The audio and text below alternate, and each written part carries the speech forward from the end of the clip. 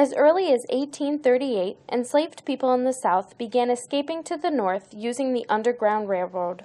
The Underground Railroad was a series of hiding places for those escaping slavery.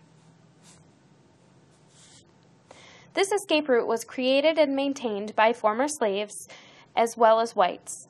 In the dark of night, groups of African American slaves would use signals and the guidance of the stars to help them along their way. With help, many slaves escaped to the northern states where slavery was not permitted and essentially became free. Slave owners started putting out reward posters and ads in newspapers, especially to the north. Reward money was offered to anyone who could catch and return their slaves to them. By 1850, plantation and slave owners in the South saw that they had a problem with many slaves escaping, and they pressured Congress to pass the Fugitive Slave Act. New laws made arresting runaway slaves mandatory, even for law enforcement people in the northern states, where slavery was not permitted.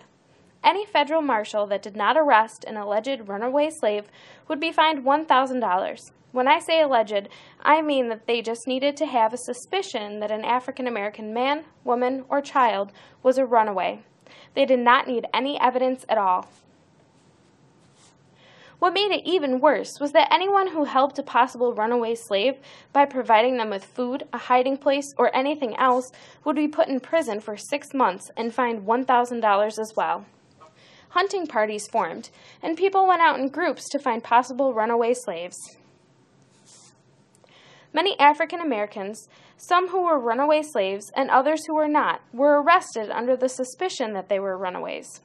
An arresting officer was given $1,000 for catching a slave, and if they also caught a sympathizer, someone who was giving food or shelter to the possible runaway, they were able to collect another $1,000.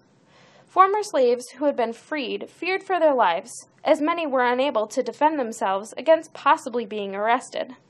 This forced over 40,000 African Americans to flee from the United States into Canada from about 1850 until about 1864.